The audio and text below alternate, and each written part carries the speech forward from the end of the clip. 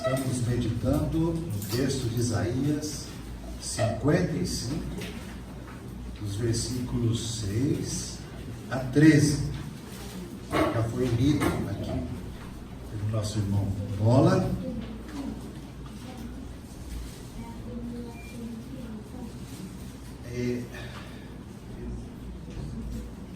Isaías 55, dos versículos de 6 a 13. E esse texto já foi lido. Ele traz para nós alguns ensinamentos bem práticos, de muito auxílio para a nossa caminhada com o Senhor. Então poderíamos chamar assim esta mensagem de as marcas de um genuíno cristão. As características de um cristão genuíno, ou atitudes de um novo nascido. Não é? E aqui nós podemos identificar 5 marcas. Já compartilhamos 2, mas eu quero me deter um pouco ainda nessas 2 primeiras. Quais seriam as 5 marcas?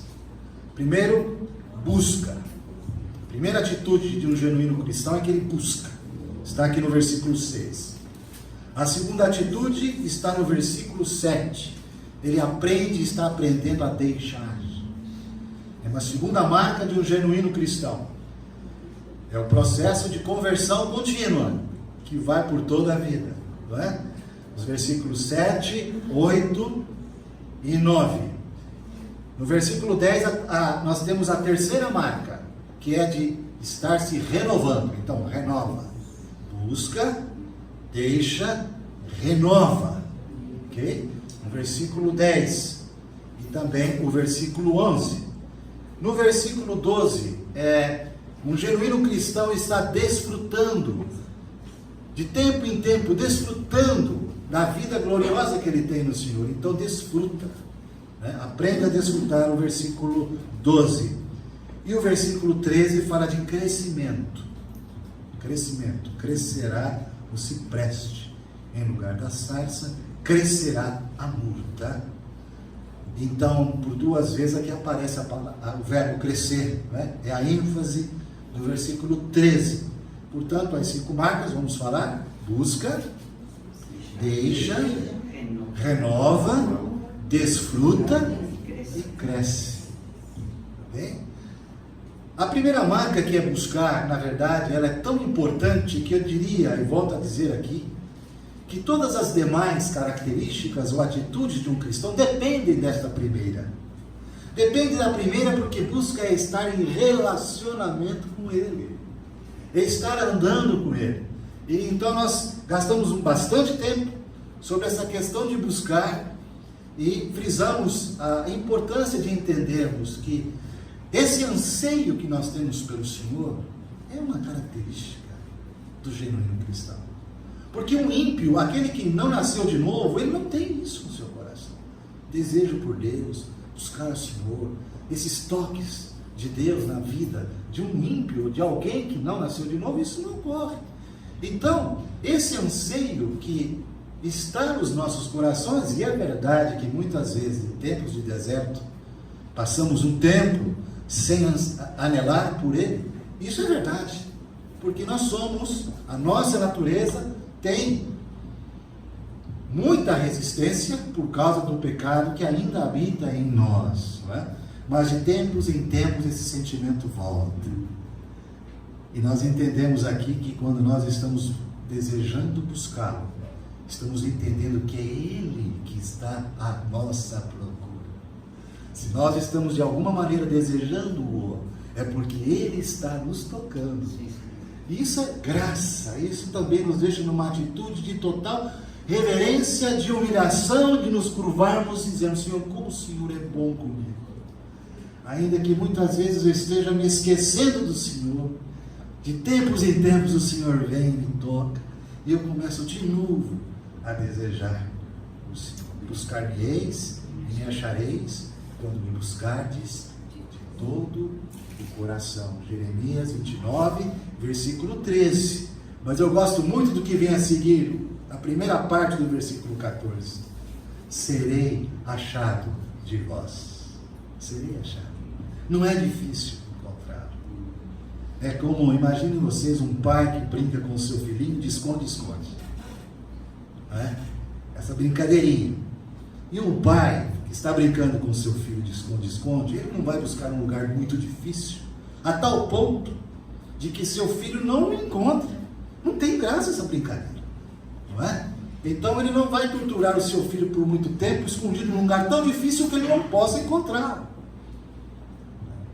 Então ele facilita as coisas. Daqui a pouco o filhinho o encontra, achei. Fica todo feliz. Serei achado de vós. Buscar-me-eis e me achareis, quando me buscardes de todo o coração. E muitas vezes o que a gente pensa é o seguinte, que buscar ao Senhor talvez para muitos pode representar uma tarefa difícil, de exigência, que eu tenho que estar me dedicando em algum momento, reservadamente, por horas, buscando, insistindo, até que então, ele diz, bom, agora eu vou me deixar achar, porque ele está insistindo tanto. Não é esta a relação de estarmos em comunhão com ele. Aliás, é muito simples estar com ele e desfrutar da sua presença.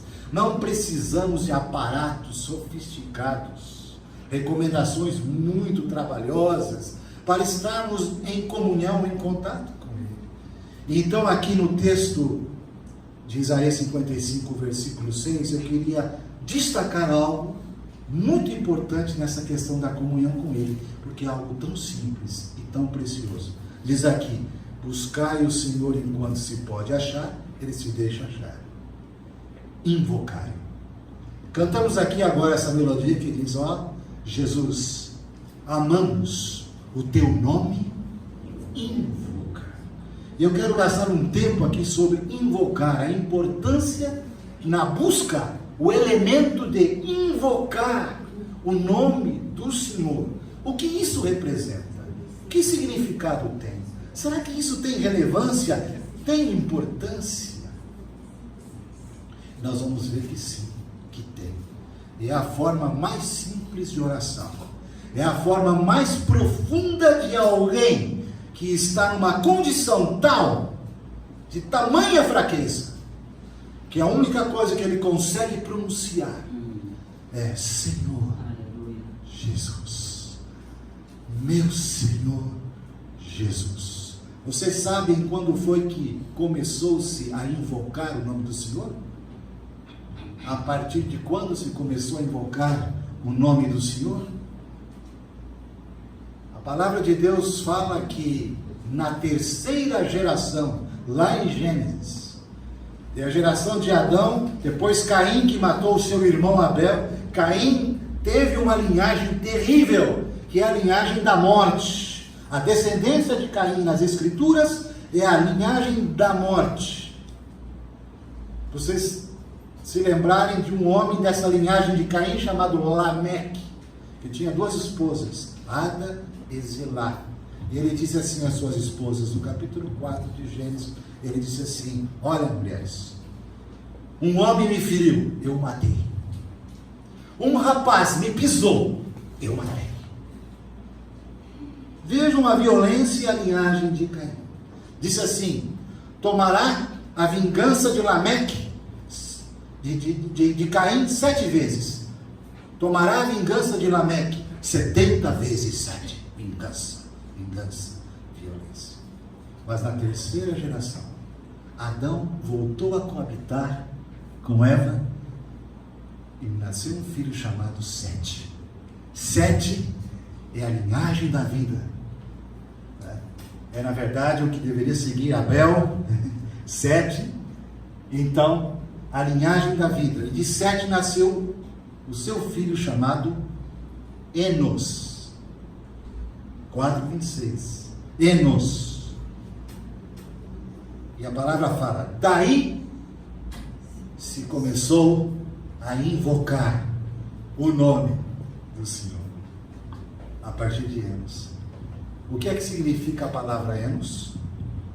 Sabe o que significa? Vocês já ouviram alguma vez eu falar isso já há muitos anos atrás ou não? Enos.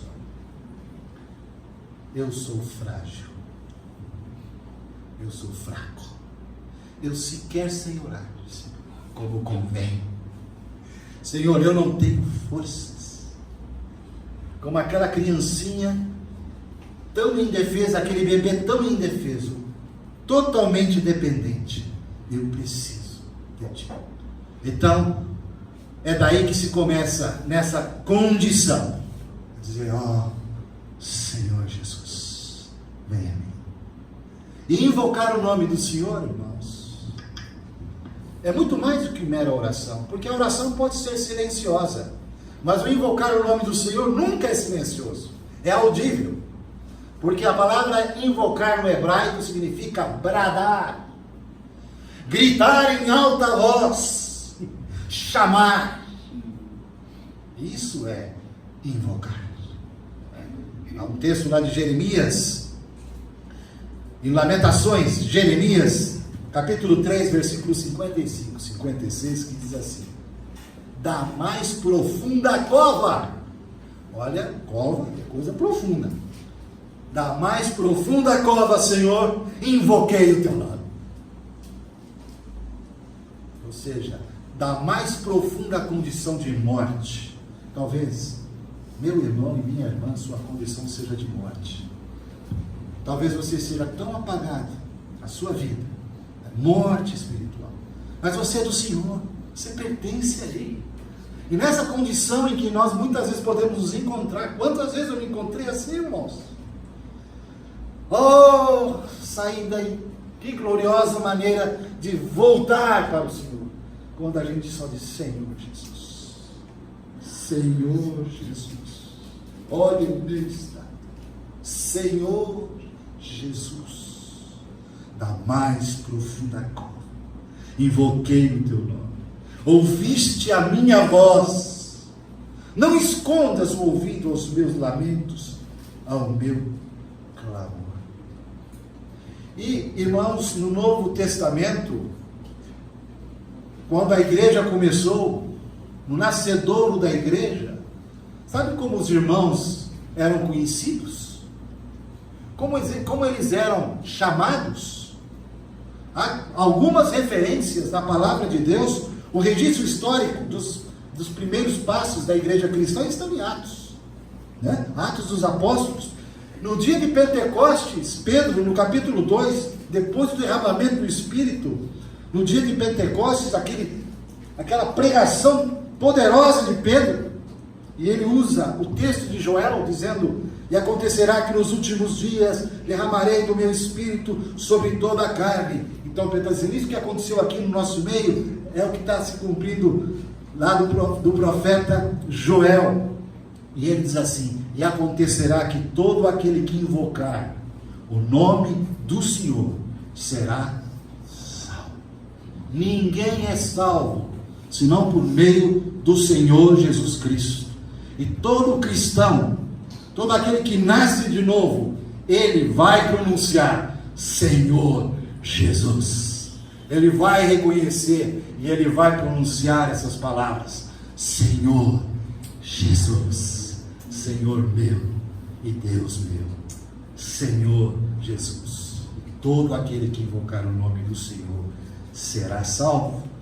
Quando Paulo foi salvo, ele que perseguia os cristãos, quando Ananias foi chamado pelo Senhor, Ananias, vai lá, que aquele homem terrível, que agora está cego, vai lá falar com ele, que eu tenho um chamado para ele. Ananias falou, não vou não.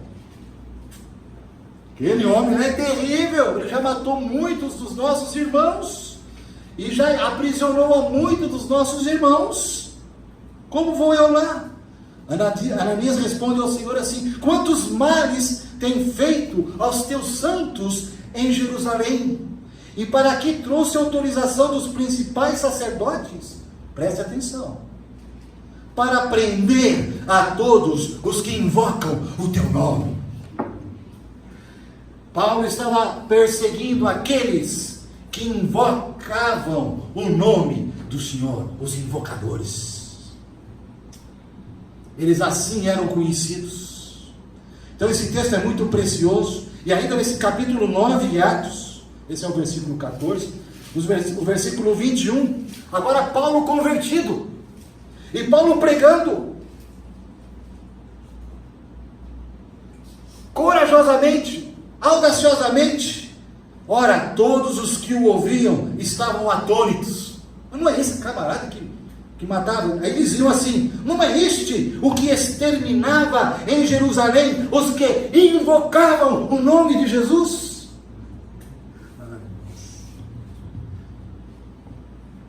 Nós temos uma identidade. Nós somos filhos de Deus em Cristo Jesus. Somos cristãos, sim. E nós, como cristãos, somos os invocadores do nome do nosso Senhor Jesus. E quando eu e você nos encontrarmos de novo numa profunda cova, lembre-se que você é um invocador, você é um invocador do nome precioso do Senhor Jesus, que pode novamente te levantar, te trazer de novo para a vida, te refazer, porque Ele é todo o poder e todo o prazer para isso. Amém, meus irmãos?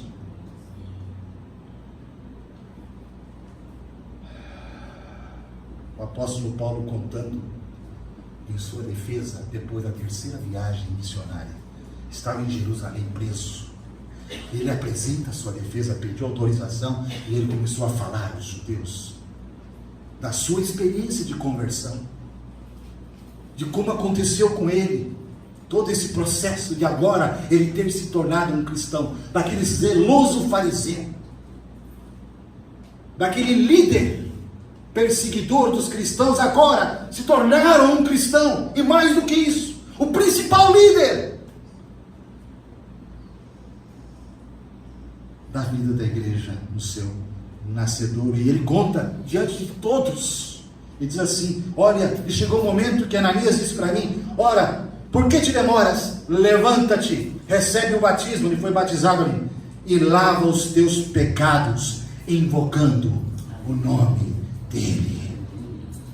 Paulo se tornou um genuíno cristão e se passou a ser também um invocador do nome do nosso Senhor Jesus. Irmãos, o Novo Testamento está repleto dessa característica.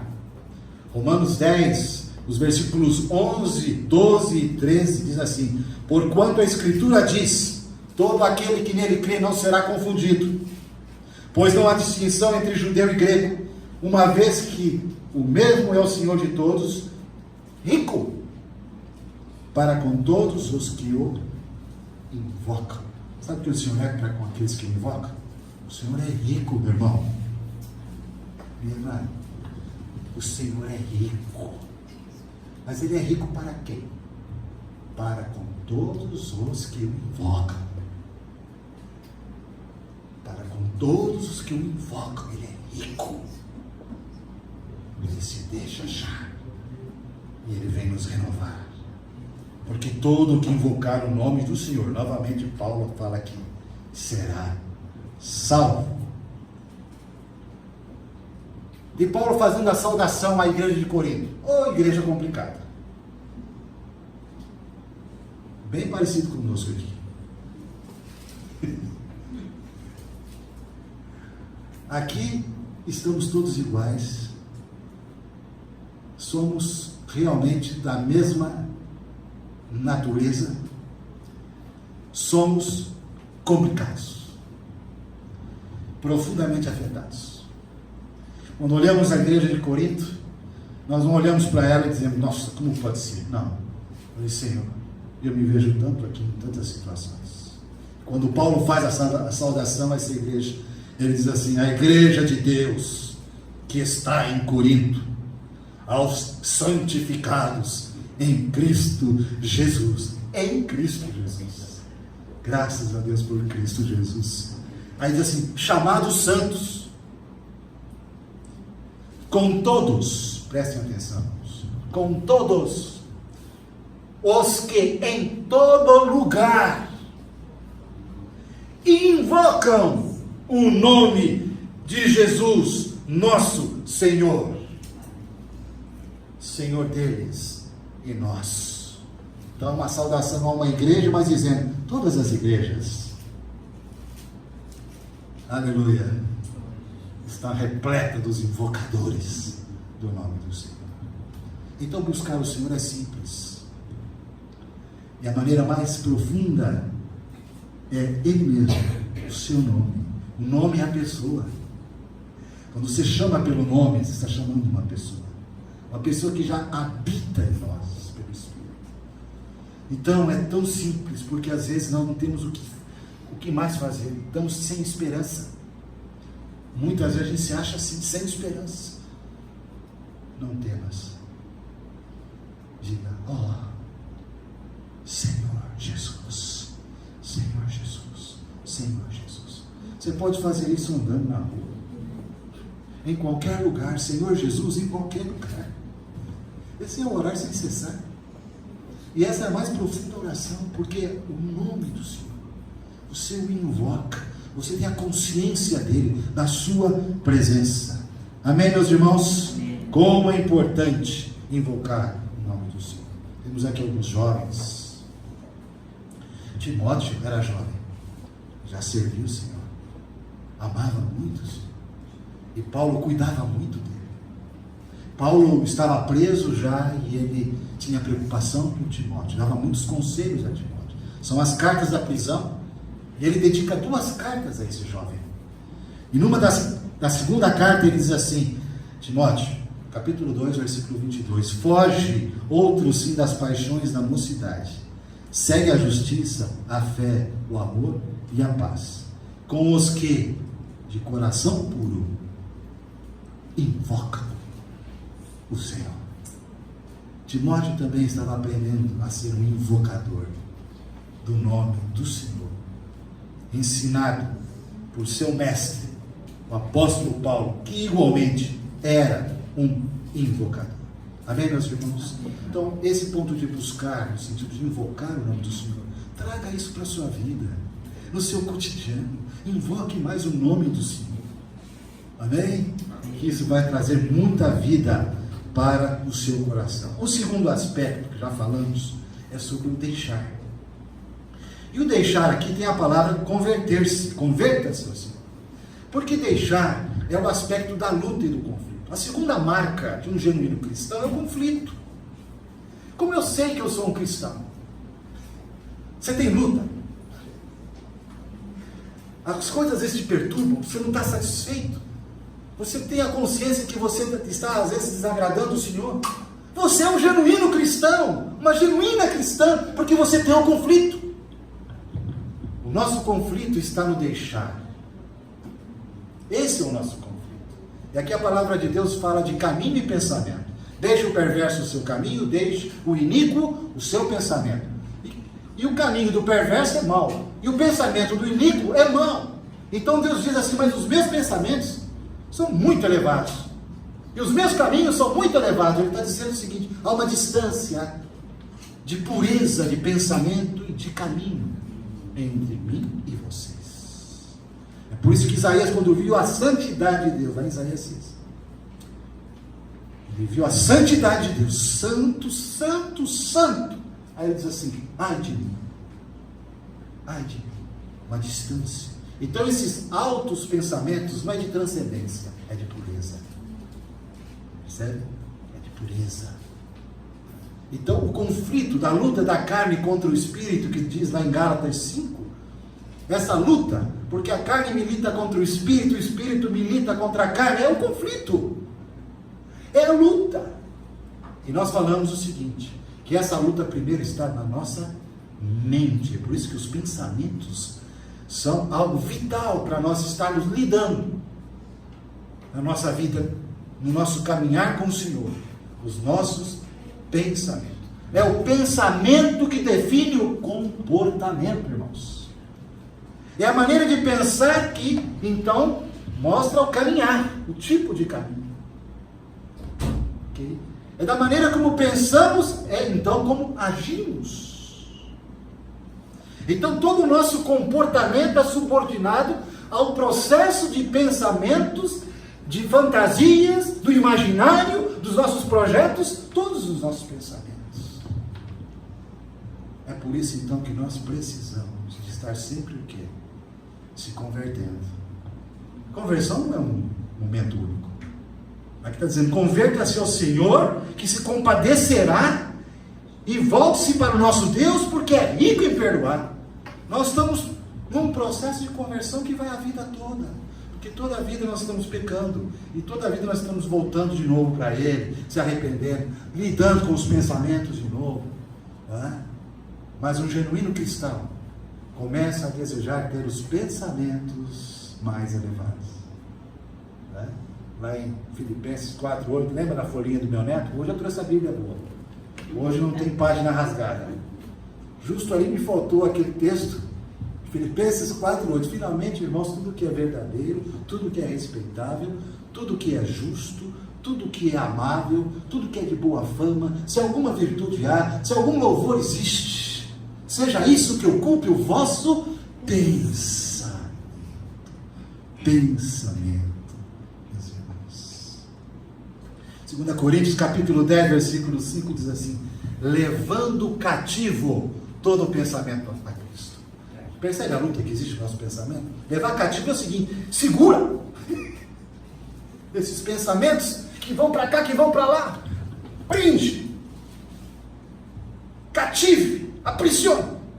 Um pensamento negativo, um pensamento que não é do Senhor, um pensamento que é da carne, é uma luta. Meus irmãos, eu sou um poço de pensamentos impuros, todo tipo, e é uma luta. Eu me rasgo em pedaços, e de tempo em tempo, lidando com esse exercício de nos renovarmos, nos transformarmos pela renovação da mente, uma mente que se renova. Meu Deus, que luta, irmãos! Como precisamos de estarmos colocando os nossos pensamentos, a nossa mente, nessa direção do alto, buscar as coisas do alto onde Cristo vive, pensar nas coisas lá do alto, e não nas que são aqui da terra, né? Nós falamos sobre isso, a importância disso. Nós estamos tendo uma reunião de oração de manhã, de terça e sexta. Terça na minha casa e sexta no Marquezinho, alguns homens. Está aberto aos homens que quiserem, ok? Na terça-feira o Sabino leu o texto de Efésios, está lembrado, Sabino? Efésios 4, e ali me iluminou, sabe, ver à luz esse texto, justamente o que estamos falando aqui, sobre deixar, e a questão dos pensamentos e do andar. Olha aqui, eu vou ler para vocês, está em Efésios capítulo 4, versículo 17, diz assim, e aqui eu termino o deixar. Efésios 4, 17. Diz assim. Quem achou aí pode ler bem forte, por favor. Isto, portanto, digo e no Senhor testifico, que não mais andeis como também andam os gentios, na vaidade dos seus próprios pensamentos. Perceberam aqui o andar e os pensamentos? Caminho e pensamento, lá de Isaías. Está aqui. Vejam, por duas vezes ele fala de andar, de caminhar. Isto, portanto, digo e no Senhor testifico que não mais andeis, caminho do perverso, como também andam os gentios, os perversos. Mas nós também somos perversos, né? Precisamos muito da graça do Senhor. Às vezes nós nos comportamos tal como um gentio, vamos dizer assim. Né? Aqui diz então, como andam os gentios, aí diz o quê? Na vaidade dos seus próprios pensamentos. Na vaidade dos nossos próprios pensamentos. Irmãos e irmãs, você percebe essa luta, né? Os seus pensamentos. Aonde estão os seus pensamentos no teu dia a dia? Nós ficamos muito expostos, não ficamos? Quando de repente somos surpreendidos, ou cai a ficha, fala, meu Deus, Como eu posso estar pensando tal coisa, de tal situação, de tal pessoa? Como eu posso estar desejando isso, Senhor? Como eu posso estar arquitetando aquilo? Sabe? Você sabe muito bem do que eu estou falando. Porque eu e você somos iguais. Temos a mesma luta em essência. Muda o panorama, o cenário, figurino, enfim. Mas a luta é a mesma. Vaidade dos nossos próprios pensamentos. Interessante a figura que Pedro usa para isso. Ele diz assim, cingindo, cingir de amarrar também, cingindo os lombos do vosso entendimento, os lombos da vossa mente. No grego é lombos da vossa mente. Como se fosse um animal selvagem que você precisa, um potro selvagem que você precisa controlar. É preciso. O que é isso? É a luta. Deixar é a luta. Deixar é o processo de santificação.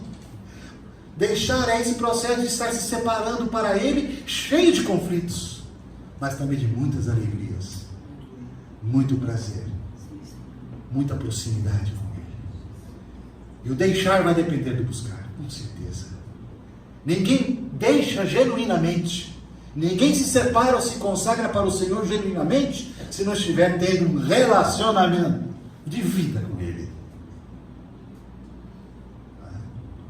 E agora entramos no terceiro ponto, e hoje vamos ficar só no terceiro, ok? Que é justamente o renovar. Nelarte, busca, deixa, e agora renova. O versículo 10. Vamos ler juntos? Porque assim como descem a chuva e a neve dos céus, e para lá não tornam, sem que primeiro reguem a terra, e a fecundem, e a façam brotar, para dar semente ao semeador, e pão ao que come. Assim será a palavra que sair da minha boca. Não voltará para mim vazia, mas fará o que me apraz, e prosperará naquilo para que a designe. No renovar, estamos trazendo aqui, de acordo com o texto, a importância da palavra. Porque aqui nós temos justamente essa expressão: assim será a palavra que sair da minha boca. Não voltará para mim vazia. Ele está falando de renovo, de frescor. Por quê? Porque quando ele cita a palavra, ele cita primeiro o quê? Chuva que rega, neve que vai derretendo, frescor. E a linguagem do Oriente Médio, os desertos do Oriente Médio, isso tem um significado tremendo. Água. Então aqui nós temos a palavra água, chuva, não é? E temos também o que? Semente. Semente é vida. Toda a vida emana de uma semente. Então o renovar na palavra tem esse aspecto de frescor e vida. Como eu e você precisamos de frescor e vida. Sabe o que nós estamos muitas vezes cheios, empanturrados de uma religião tradicional de muitos anos que nós carregamos. Vocês concordam comigo? Que muitas vezes nós estamos tão velhos, embotados, com tantos conceitos, informações, doutrinas, tudo, mas estamos tão envelhecidos, tão secos, sem vida. Precisamos de uma nova relação com a palavra de Deus, irmãos. Não basta ter uma relação apenas de eu tenho da Bíblia, eu tenho que ler a Bíblia, ou eu vou fazer um estudo bíblico, ou eu vou fazer aqui agora uma sistematização das doutrinas da Bíblia.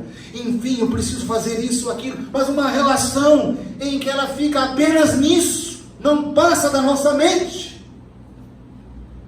Isso não desce para o coração, não traz renovo, não traz alegria, não traz vida, não traz frescura. Portanto, aqui, se no buscar precisamos da simplicidade do invocar o nome do Senhor, sua vida? A nossa relação com a palavra de Deus e sermos renovados por ela, precisamos de ter um relacionamento vivo com a palavra.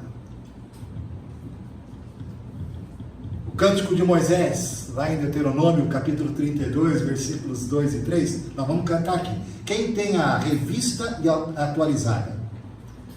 Quem tem a revista atualizada, pode ser um coral, pode ser só uma dupla, né? Sertanejo, dependendo das Bíblias, um quarteto. Mas lá diz assim, porque quando a gente fala de doutrina, às vezes você tem uma ideia de que doutrina é uma coisa difícil, uma coisa muito assim, sistematizada e chata. Mas a doutrina é a palavra de Deus. Nós precisamos da doutrina. Paulo, incentivando Timóteo, diz: ensina a sã doutrina. Precisamos da doutrina. Mas a doutrina é a palavra de Deus. E é vida. E esse Cântico de Moisés retrata muito bem isso que estamos falando aqui. Frescor e vida. O que é que ele diz lá? Pode falar aí. Goteje a minha doutrina como a chuva, destile a minha palavra como orvalho, como chuvisco sobre a relva, como gotas de água sobre a erva. Olha que frescor. Que frescor. Moisés fala de doutrina, mas doutrina é como água caindo, refrescando. É a palavra do Senhor. Oh, que coisa boa que essa palavra do Senhor.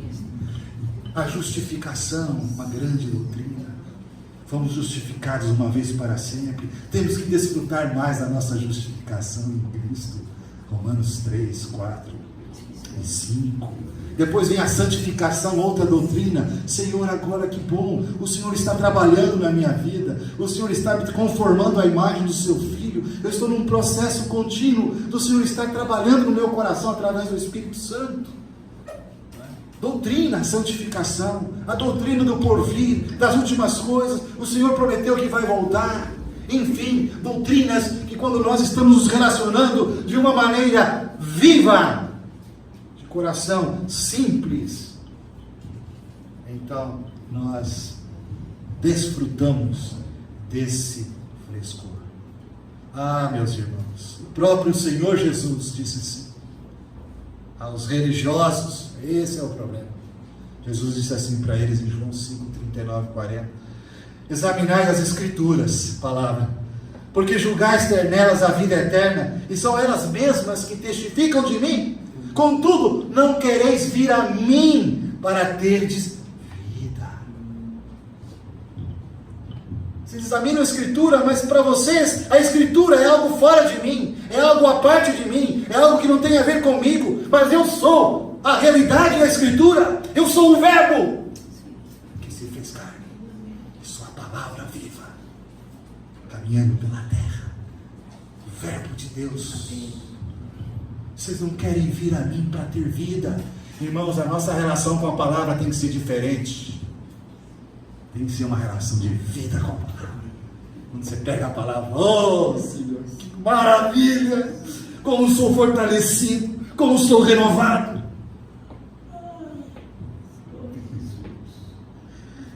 Amém, meus irmãos? João 6,63: o Espírito é o que vivifica, a carne para nada aproveita. Aí ele diz assim no Senhor Jesus: as palavras que eu vos tenho vida são Espírito e vida. As palavras, a palavra, Espírito e vida. Não é letra morta. É para renovar a nossa vida. Amém, meus irmãos? Que o nosso coração, como um terreno, uma terra que muitas vezes é árida, seca, que nem lá no... Vocês já foram lá no Nordeste, lá foram na Caatinga, já vi lá, eu fui uma vez lá, um chão duro, rachado, seco, sem vida. Quando o nosso coração está assim, o que nós estamos precisando é da palavra que venha como água para regar esse coração. Então essa terra regada, agora a semente, que também é referida aqui, do semeador, semente. cai no coração regado, essa semente vai frutificar vida. Amém, meus irmãos? A terra do nosso coração. E eu termino trazendo algo prático, tal como invocar, buscar o Senhor, e em relação à palavra de Deus, o orar a própria palavra. Você já experimentou fazer isso? Orar a palavra? Nos Salmos, por exemplo, uma oportunidade muito grande. Mas você pode pegar muitos textos do Novo Testamento, das cartas de Paulo, há muitas orações, e nem orações muitas vezes são versículos de promessas, e você ora em cima daqueles versículos, repete, e volta a falar. Isso é orar e ler a palavra do Senhor. Se você abrir, nós estamos bem no fim, então olha aqui, Efésios capítulo 6, é tomar a palavra como oração. Versículo 17, capítulo 6. Eu peço a atenção de vocês. O que eu estou dizendo aqui é uma prática de orar, ler, orando, lendo, ou lendo, orando. Não é ler e orar. Nós podemos ler a palavra e depois orar. Não, eu estou dizendo ler, orar a palavra. Orar lendo a palavra. Versículo 17 de Efésios 6. Tomai também o capacete da salvação e a espada do Espírito, que é o quê? É a palavra de Deus. E aí, o que segue aí? Com toda oração e súplica. Tomando o quê? A palavra de Deus com toda oração. Tome a palavra de Deus. A palavra de Deus com oração e súplica. Então você abre lá, por exemplo, o Salmo 23. O Senhor é meu pastor, nada me faltará. Só aí você pode ficar um bom tempo orando o Senhor. Por exemplo, só o Senhor. Senhor, Jesus, Tu és Senhor. Eu desejo que o Senhor seja Senhor mais e mais na minha vida. Começa a orar. O Senhor é meu. O Senhor é meu. Eu sou dele e ele é meu. O Senhor é meu pastor. Senhor, que alegria no meu coração, porque eu tenho essa certeza de que o Senhor cuida de mim. O Senhor é o supremo pastor. O Senhor é o bom pastor. E o Senhor cuida de mim. Ore e leia a palavra dessa maneira, com calma, desfrutando, como vida, como frescor. Ore e leia a palavra de Deus. Nada me faltará. Senhor, aumenta a certeza dessa questão. Que eu tenho tanta incredulidade. Eu sei que muitas vezes eu penso que o Senhor nos abandonou, que nós vamos ficar na berlinda, que não vai ter mais jeito. Oh, Senhor, ganha o meu coração, esse coração de incredulidade. Aqui tua palavra diz: nada me faltará. Senhor, eu me agarro nisso. O Senhor é um Deus fiel, o Senhor é um bom pastor. O Senhor prometeu que nada me faltará. Desfrute orando, lendo a palavra. Leva-me, Senhor, leva-me para junto das águas. Senhor, para as águas. Eu estou tão seco no meu coração. Neste dia, Senhor, eu estou tão seco. Senhor, leva-me para junto das águas, Senhor. Leva-me, Senhor. Aí você começa a orar nessa relação com a palavra. Irmãos, isso é vida, renovo para as nossas vidas. Que o Senhor possa estar nos ensinando, porque nós não sabemos como convém orar, e muito mais orar a palavra. Mas o Espírito Santo sim pode nos levar a orar a palavra de Deus e sermos enchidos de toda a plenitude de Deus. Amém? Que o Senhor nos dê graça para nessa simplicidade, com a palavra e também com a invocação do nome do Senhor, estarmos num relacionamento mais vivo com Ele.